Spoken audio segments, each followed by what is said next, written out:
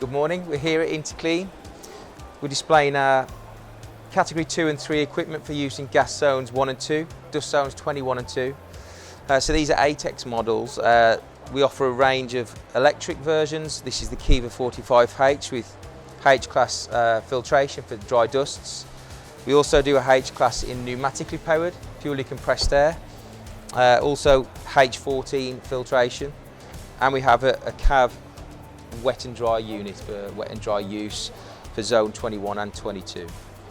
We do these in a range of sizes, different capacities.